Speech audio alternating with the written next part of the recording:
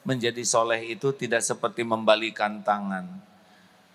Ada seorang istri yang suaminya kurang baik akhlaknya, sing sabar bu. Kalau suami belum soleh, ibu mati-matian menyolehkan diri di sisi Allah. Tapi saya sudah berjuang, suami saya masih tetap galak. Terus saja, karena semua perjuangan ibu disaksikan oleh Allah. Sedihnya, perihnya, dimarahnya, semuanya dilihat oleh Allah. Ada waktunya Allah membulak-balik hati suami. Jelas? Suami, oh istri juga belum punya, ngacung.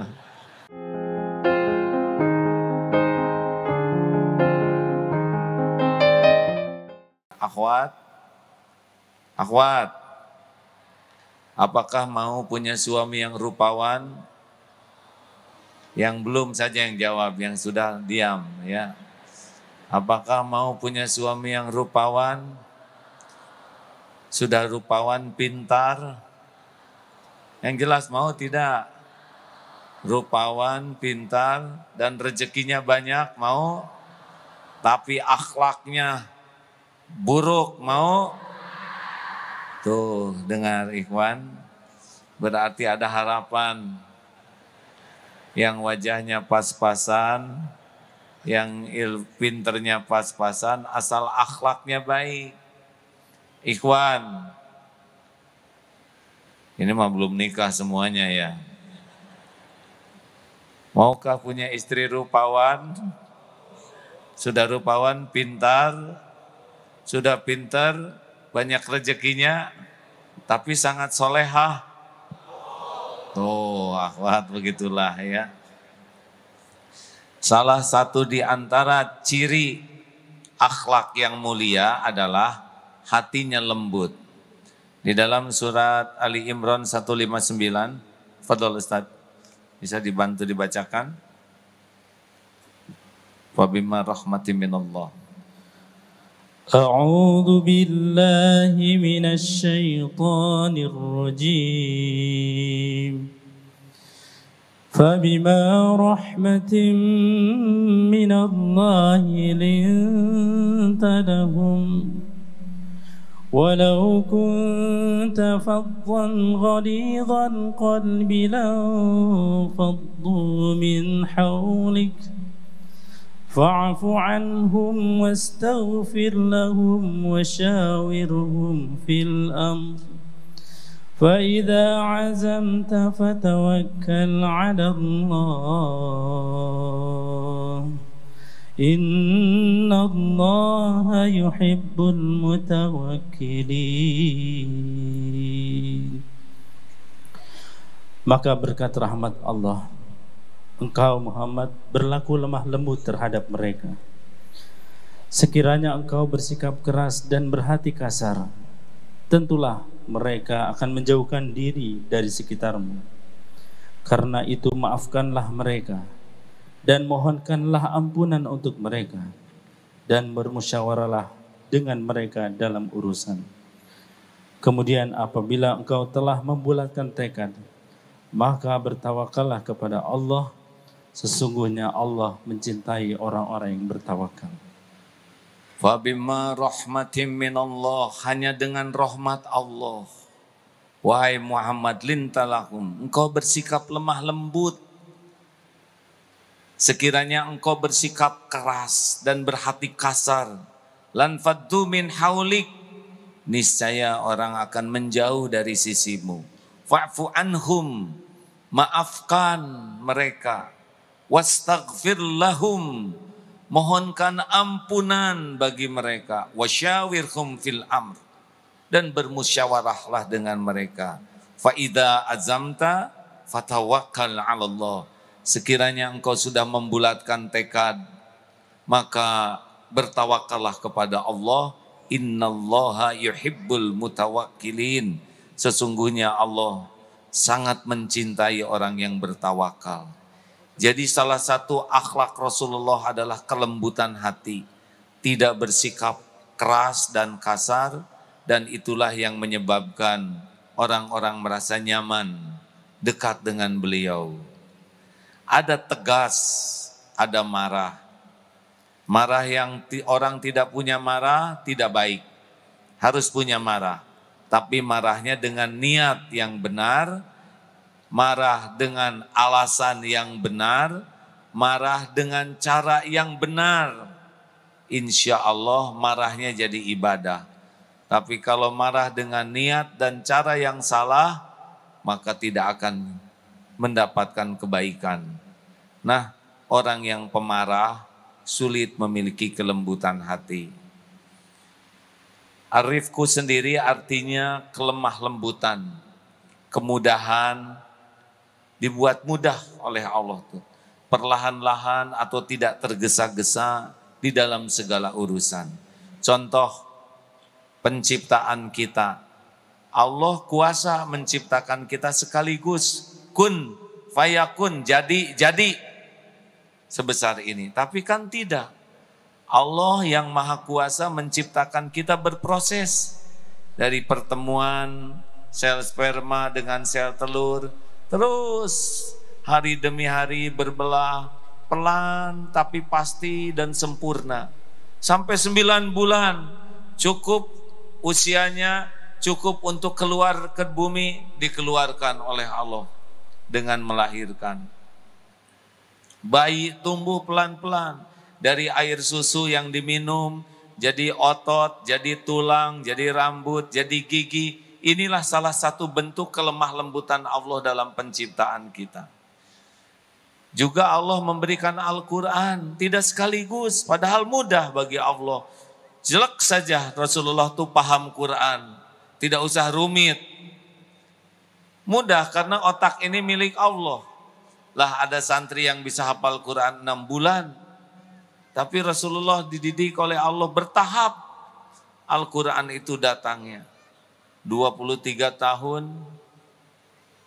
Karena Ar-Rafiq, Allah yang maha lembut, yang perlahan, tidak tergesa-gesa, bertahap, berjenjang. Inilah yang harus kita miliki. Akhlak yang siap dengan proses. Jangan suka tergesa-gesa di dalam segala urusan. Kalau ingin punya anak berproses, nikah dulu. Iya kan? Kalau ingin punya anak siap dengan hamil, tidak boleh langsung besar. Kalau ingin punya anak selesai sekolah, bayangkan hamil 9 bulan, SD 6 tahun, SMP, SMA 12 tahun, tambah kuliah 15, 5 tahun. Jadi berapa hadirin? 17 tahun. Baru bisa selesai, padahal belum tentu panjang umur. Ada orang yang ketika diwisuda meninggal.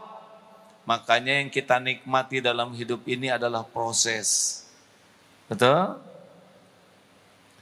Menghafal Quran susah, tidak apa-apa. Yang penting kita nikmati proses menghafal Quran sebagai jalan takarub kepada Allah Subhanahu wa taala. Siap menikmati proses. Setuju? Berjualan. Bukan masalah untung uang, berjualan itu menikmati. Berjualan sebagai proses amal soleh. Berapa harganya? 20.000. 5.000 ya. Kalau sakit hati, kita nggak sabar. Uang-uang dia, barang-barang kita, kenapa sakit hati? Ya tapi buang waktu. Oh, siapa tahu kita dapat pahala sabar. Kenapa ibu nawar 5.000? Karena uang saya cuma 5.000. Tapi pengen beli mangga ini. Ibu silahkan. Tapi kan harganya 20.000. Gak apa-apa bu. Nanti rugi. Tidak ada yang rugi kalau berbuat baik. Kalau bisnis hanya mencari uang, rugi. Tapi kalau bisnis mencari keridhaan Allah, tidak rugi. Nikmat proses itu. Jelas hadirin sekalian? Jadi siap ya, yang ingin punya anak soleh siap dengan sebuah proses menjadi soleh itu tidak seperti membalikan tangan. Ada seorang istri yang suaminya kurang baik akhlaknya, sing sabar bu. Karena Allah kuasa membulak-balik hati suami. Tapi kenapa saya sudah sholat, sudah ngaji. Sholatnya khusyuk tidak, itu dia. Sholatnya belum khusyuk. Tahajudnya hanya niat untuk suami supaya baik. Boleh jadi belum dibalikan hati suami. Padahal mudah bagi Allah membalikan suami jadi soleh hatinya. Supaya ibu lebih dekat dengan Allah. Supaya tujuan ibadahnya bukan supaya suami soleh. Tapi tujuan ibadahnya supaya ibu yang solehah. Dengerin wanita. Kegedean hadirin. Dengerin. Mana yang lebih baik, lebih penting bagi seorang istri, suami yang soleh atau dirinya yang soleh? Suami atau istri? Dua-duanya. Tapi kalau salah satu yang harus duluan soleh, yang mana? Istri atau suami? Hei istri. Benar, karena di akhirat ditimbang masing-masing. Makanya kalau suami belum soleh, ibu mati-matian menyolehkan diri di sisi Allah. Tapi saya sudah berjuang, suami saya masih tetap galak. Terus saja, karena semua perjuangan ibu disaksikan oleh Allah. Sedihnya, perihnya, dimarahnya, semuanya dilihat oleh Allah. Ada waktunya Allah membulak-balik hati suami. Jelas? Suami, istri juga belum punya, ngacung. Ya sudah, sama aja sama yang itu. Lelaki itu kepala keluarga, sing sabar. Sing sabar. Tidak ada satupun yang kita lakukan yang tidak disaksikan oleh Allah Subhanahu wa ta'ala. Kita kurang dihargai oleh istri, tobat. Karena boleh jadi memang kita tidak berharga. Pulang ke rumah memang nasib lelaki. Kalau enggak pulang dicariin, nyampe di rumah diomelin, standar itu. Sing sabar, senyum aja, tenang, tenang. Mudah bagi Allah membungkam istrimu. Waduh, ini kejam gini. Gampang bagi Allah melunakkan hati istri, ya. Ingat semuanya perlu proses. Boleh jadi oleh Allah istri belum dibuat solehah karena bapak belum serius ke masjidnya. Karena belum bagus sholatnya. Karena belum bagus baca Qur'annya. Lakukan semuanya lillahi ta'ala. Nanti hadiahnya istri dan anak dibalikan hatinya oleh Allah. Mudah bagi Allah. Jelas hadirin sekalian? Kita tidak bisa membulak-balik hati siapapun. Saya ceramah sekarang. Gak bisa apa-apa selain memperbaiki niat dan menjaga kata-kata supaya disukai Allah. Cuman itu. Saya tidak bisa membulak-balik hati jamaah. Tahu juga tidak hatinya di mana. Saya tidak bisa memasuki akal pikiran. Tahu juga tidak. Gimana sih? Tahu akal juga tidak. Pokoknya gitulah maksud saya tidak tahu akalnya. Yang saya berusaha sekarang lakukan adalah apa niat saya dalam ceramah ini dan apa yang saya katakan Allah suka tidak. Paling cuman itu. Kalau Allah suka, mudah-mudahan dimasukkan ke hati jamaah. Dan saudara datang juga, siapa yang mendatangkan? Saya kan tidak ngundang, betul? Allah yang mendatangkan. Kenapa dong datang? Enggak tahu. Boleh jadi bapak-bapak ini datang karena doa istrinya. Ya Allah, suami saya ini susah dinasehatin. Tiba-tiba mau pergi ke pasar, belok ke sini. Acung yang gak ada niat tapi ke sini. Boleh jadi saudara hadir di sini berkah doa istri, berkah doa anak, berkah doa suami yang kita tidak bisa menasehati, tapi syariatnya lewat majelis ilmu Allah yang membulak-balik hati. Jelas? Sing sabar, sabar. Ada seorang istri cerai dengan suaminya, anak-anaknya dibawa oleh suaminya, sulit sekali bertemu. Bahkan disembunyikan alamatnya. Tapi kan Allah tahu di mana suami dan anak berada. Istrinya sholat, ngaji, minta tolong ke Allah. Setahun, 2 tahun, pada waktu mulai SMA, secara tidak sengaja ternyata rumahnya dekat. Lama-lama sekarang ngumpul itu anak dengan ibunya. Perlu waktu sampai ibunya dirasa cukup oleh Allah, ditemukan kembali dengan anak-anaknya.